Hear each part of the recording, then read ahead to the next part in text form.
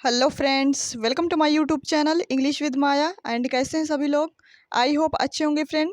तो फ्रेंड, आज हम लोग पढ़ने वाले हैं इडियम्स फ्रेज को, जो आपके लिए मोस्ट इंपॉर्टेंट एग्जाम के अकॉर्डिंग बन जाते हैं। तो ओके फ्रेंड, तो चलिए फ्रेंड्स, क्लास को स्टार्ट करते हैं। स्टार्ट करने से पहले अगर आप चैनल में नए हैं तो चैनल को सब्सक्राइब करें, लाइक करें, कमेंट करें एंड शेयर करें। तो चलिए फ्रेंड्स, आज के देखते हैं most important idioms and phrase के। ठीक है, जो कि आपके कोई सा भी एग्ज़ाम हो, चाहे ऑल वन डे एग्ज़ाम हो, चाहे टीचिंग्स का कोई सा एग्ज़ाम हो, चाहे TGT PGT Bihar 7th phase जो एग्ज़ाम चल रहे हैं उसके भी अकॉर्डिंग ये मोस्ट इंपॉर्टेंट क्लास बन जाती हैं। UP TGT PGT, Maharashtra TGT PGT, DSSB NVS के सबके लिए मोस्ट इंपॉर्टेंट है। ओके, तो चलिए फ्रेंड्स, देखते हैं आज का पहला क्वेश्चंस। चलिए तो शुरू करते हैं आज का पहला अपना इडियम्स फ्रेज। ओके, देखते हैं। A big draw, a big draw, इसका मतलब क्या होता है, इसका मीन्स क्या होता है? टू गेट अट्रैक्शन, अटेंशन या फिर सक्सेस। मतलब इसका मतलब ये होता है कि किसी के मतलब किसी की तरफ अपना ध्यान खींचना, मतलब किसी का ध्यान अपनी तरफ खींचना, अट्रैक्शन पाना, ठीक, अटेंशन पाना, ठीक है, सफलता पाना, सक्सेस होना।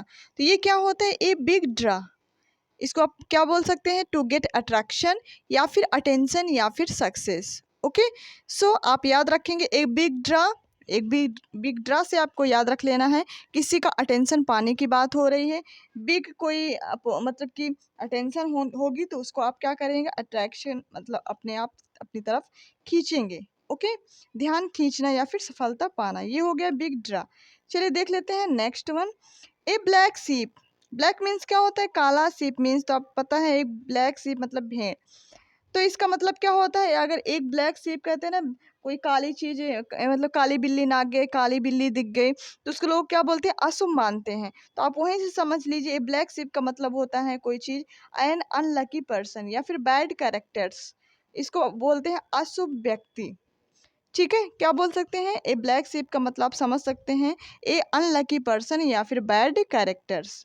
ये क्या हो गया फ्रेंड? ये हो गया आपका, बन गया ए ब्लैक शिप। ठीक है, तो याद रखेंगे ना, ब्लैक शिप का मतलब क्या होता है? कोई ऐसा इंसान जो आपके लिए क्या हो? अशुभ हो, मतलब अनलकी पर्सन हो। ठीक है, बैड लक हो, बैड कैरेक्टर्स हो। ओके, तो आप इससे याद रख लेंगे। चलिए देख लेते हैं next one. A bolt from the blue. A bolt from the blue, मतलब कोई चीज़ अचानक से मतलब आप एक्सपेक्टेशन ना हो आपके अंदर, लेकिन वो अचानक से घट जाए, अचानक से कोई इंसिडेंट हो जाए, तो वो क्या होता है फ्रेंड? तो वो होता है आपका ए बोल्ट फ्रॉम द ब्लू।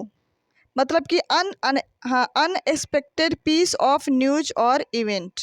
मतलब कोई भी अचानक से न्यूज घटित हो जाए, कोई इवेंट घटित हो जाए, कोई इंसिडेंट हो जाए, तो उसे बोलते हैं an unexpected piece of news और इवेंट। ये होता है ए बोल्ट फ्रॉम ब्लू। ये भी काफ़ी बार पूछा जाता है एग्जाम में। ओके, पूछा भी जा चुका है। चलिए देख लेते हैं नेक्स्ट वन। ये आपका ए क्लोज सेव। ए क्लोज सेव का मतलब क्या होता है? को क्लोज मीन्स क्या होता है? जो बहुत आपके क्लोज हो, मतलब बहुत ज़्यादा नज़दीक हो। ओके, तो क्लोज सेव का आप समझ लेना है कोई चीज़, किसी चीज़ को बहुत कम रूप से क्या करना? प्राप्त करना। समथिंग अचीव्ड, कोई चीज़ आसानी से क्या हो? जो पा ले, वो क्या होती है? समथिंग अचीव या something escape by a narrow margin. मतलब कि बहुत ज़्यादा कम हो, जो चीज़ बहुत क्या हो? बहुत कम हो। ए नैरो, नैरो मार्जिन आप बोल सकते हैं इसको, या फिर समथिंग अचीव और एस्केप बोल सकते हैं। ओके, तो ये भी क्वेश्चन काफ़ी बार पूछा भी जा चुका है और पूछा भी जा सकता है। ओके, चलिए देख लेते हैं नेक्स्ट क्वेश्चन को। देखिए, ए क्लोज बुक। ए क्लोज बुक, अब क्लोज बुक का मतलब होगा कि जैसे उसमें क्या था? नैरो था, मतलब कोई चीज़, मतलब जो आप क्या हो, जो बहुत कम चीज़ में मतलब पर्याप्त मात्रा में मिल सके, वो होता है। तो क्लोज बुक क्या हो गया? इसका मतलब होता है द सब्जेक्ट और पर्सन दैट यू, मतलब कि एक अपरिचित विषय या इंसान, मतलब कोई जिसको आप जानते नहीं हैं, तो वो क्या हो गया आपके लिए? एक अजनबी टाइप का इंसान हो गया, स्ट्रेंज पर्सन हो गया। ओके, या फिर स्ट्रेंज सब्जेक्ट हो गया आपके अकॉर्डिंग, तो वो हो जाता है आपका क्लोज बुक। एक क्लोज बुक में आप बोल सकते हैं द सब्जेक्ट और पर्सन दैट यू। ओके, चलिए देख लेते हैं नेक्स्ट वन क्वेश्चंस को। देखिए, ए फार क्राई। ए फार क्राई का मतलब क्या होता है? फार मान लीजिए दूर, और क्राई मीन्स रोता, मतलब जो दूर बैठ के रोता है उसे क्या बोलते हैं? नोबली डिफरेंट, नोटेबली डिफरेंट, मतलब जो दूर बैठ के रोएगा तो वो क्या होगा? बहुत सब लोगों से क्या होगा? वो बिल्कुल अलग बैठ के रो रहा है, तो इसका मतलब वो सबसे अलग है, काफ़ी हद तक वो क्या है? अलग है। आप इसी तरीके से आप थोड़ा सा बना के इनको याद करने का तरीका है ये एक, ठीक है? आप इसी तरीके से ध्यान रख सकते हैं अपने वर्डों को। ए फॉर क्राई का आप वर्ड समझ लीजिए कि जो दूर बैठ के रो रहा है तो वो क्या है? वो कैसा इंसान है? नोटेबली डिफरेंट टाइप का इंसान है। कैसा टाइप है? थोड़ा सा अलग है, सबसे थोड़ा सा हट के है, ठीक है? चलिए देख लेते हैं यहाँ पे नेक्स्ट वन क्वेश्चंस को। A hard nut to crack, a hard nut to crack, मतलब कि एक नट ऐसा है जो बहुत हार्ड है और उसको लगाने में क्या हो रही है? थोड़ी सी समस्या आ रही है।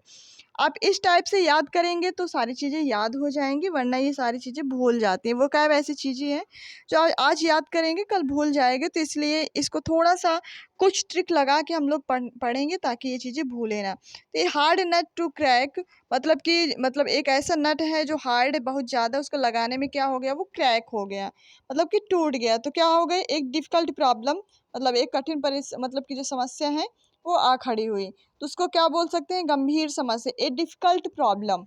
क्या बोल सकते हैं? A difficult problem, okay? तो ये बन गया a hard nut to crack, मतलब कोई डिफ़िकल्ट प्रॉब्लम हो गई। चलिए देख लेते हैं नेक्स्ट वन। हाँ, ए लाफिंग स्टॉक, ए लाफिंग स्टॉक, मतलब कि लाफिंग स्टॉक मतलब कि जिसके अंदर बहुत सारी कॉमेडी भरी हुई, जैसे कि कपिल शर्मा, उसके अंदर बहुत सारी कॉमेडी भरी हुई है, तो उसको हम क्या बोल सकते हैं? ए लाफिंग स्टॉक पर्सन, ऐसे बोल सकते हैं, ठीक है? जो मतलब मजाक का पात्र बनता हो हमेशा। तो जैसे देखिए मीनिंग क्या है? ए पर्सन और thing that a regarded as very foolish और रेडिकुलस स्ट्रेंज पर्सन, एक पर्सन, एक इंसान या एक वस्तु ऐसी होती है जो हमेशा अपने आप को मूर्ख साबित करें, मजाक का पात्र बने एक अजनबी लोगों से, तो वो क्या हो जाता है? ए लाफिंग स्टॉक, ठीक है? चलिए देख लेते हैं नेक्स्ट वन। ए लाइव वायर, एक ऐसा वायर जो क्या हो? लाइव चलता हो, मतलब कैसा हो? लाइव चलता हो, मतलब हमेशा वो उसके अंदर क्या होते हैं? लाइव रहता हो, मतलब कि जीवित रहता हो, ऊर्जावान हो, उसके अंदर बहुत सारी एनर्जी हो, तो वो क्या हो गया? वो लाइव वायर बन गया, तो उसको हम क्या बोलेंगे? एनर्जेटिक बोलेंगे। क्या बोलेंगे इसका मतलब बन हो जाता है एनर्जेटिक, एक ऐसा पर्सन जो लाइव वायर की तरीके काम करे, एनर्जेटिक पर्सन, ओके? चलिए देख लेते हैं next one. A man of God, मतलब एक ऐसा इंसान जो किसका हो? मतलब गॉड का पुजारी हो, ए मैन ऑफ गॉड, तो ये तो आप समझ सकते हैं, मतलब कि कोई पुजारी, ए मेल प्रीस्ट, ए मेल प्रीस्ट मतलब कि एक मेल जो कौन हो? पुजारी हो, किसका? भगवान का, मेल ऑफ गॉड। चलिए देख लेते हैं नेक्स्ट वन। देखें, ए मैन ऑफ स्टार, ये भी क्वेश्चन काफ़ी बार पूछा जा चुका है, पूछा भी जा सकता है, आप ज़रूर ध्यान रखें। A man of extra, okay? इसका मतलब होता है कोई चीज़ कैसी हो जो मामूली टाइप की हो, अभावग्रस्त आदमी हो, मतलब कि उसकी कुछ ज़्यादा कोई वैल्यू ना हो, उसे बोलते हैं मैन ऑफ एक्स्ट्रा। मतलब कहते हैं कि ये आदमी क्या है? थोड़ा सा मामूली टाइप का, इसकी कोई वैल्यू नहीं है। A man with no voice और will is known, a man is no substance, मतलब उसकी कोई क्या हो? कोई सब्सटेंस नहीं है, तो अभावग्रस्त है, तो वो क्या हो गया? ए मैन ऑफ एक्स्ट्रा हो गया। चलिए देख लेते हैं नेक्स्ट उन क्वेश्चंस को। ए मैच मेड इन हेवन, एक ऐसा मैच जो कहते हैं कि ये कितनी अच्छी जोड़ी है जो बिल्कुल स्वर्ग से ही बनकर आई है, ऐसे लोग बोलते हैं ना, जिससे क्या होते हैं? खुशी देने वाली, मतलब शादी या साथी बोलते हैं ना, उसी को बोलते हैं match made in heaven. A happy and harmonious marriage और पार्टनरशिप, ठीक है? तो जोड़ी किसे कब बनती है? मतलब शादियों में बनती है, तो वही आप समझ सकते हैं कि हैप्पी और एंड हारमोनियस मैरिज और पार्टनरशिप, ओके? तो आप याद रखेंगे मैच मेड इन हेवन का मतलब। चलिए देख लेते हैं नेक्स्ट वन। ए पेनवलप वेब, पेनवलप वेब मतलब क्या होती है? कभी ना ख़त्म होने वाली नौकरी, एन इंडलेस जॉब। पेनवलप वेब का मतलब होता है एन इंडलेस जॉब, ओके? कैसी जो मतलब कि जॉब इंडलेस, जो कभी ना ख़त्म होने वाली, कैसी? एक ऐसी नौकरी जो कभी ख़त्म ना हो, उसे हम क्या बोलते हैं? उसे हम बोलते हैं पेनवलप web.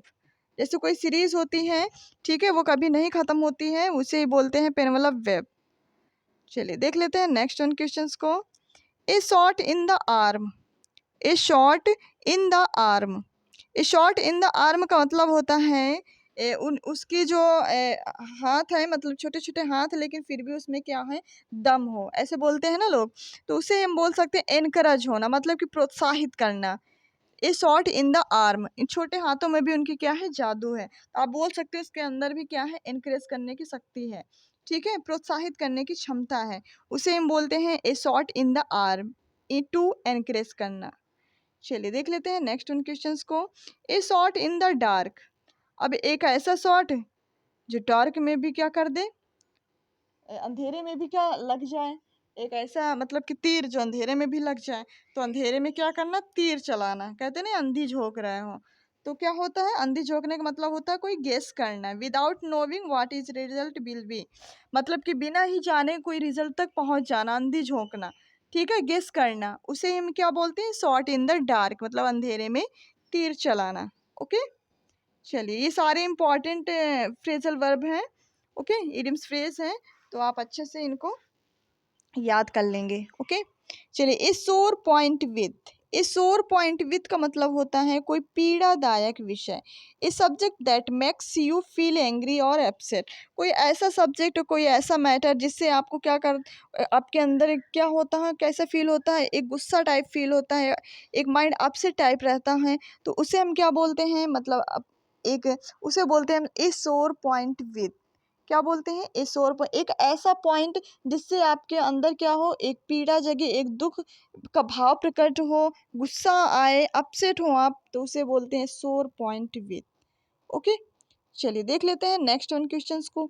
A thorn in the flesh, a thorn in the flesh, a thorn in the flesh का मतलब होता है कि a constant source of annoyance, मतलब काम में हमेशा आने वाली बाधा, मतलब थॉर्न मीन्स क्या होता है, कांटा होता है, क्या होता है, कांटा, ठीक है, मतलब फ्लेश मीन्स मतलब अपने शरीर का मांस।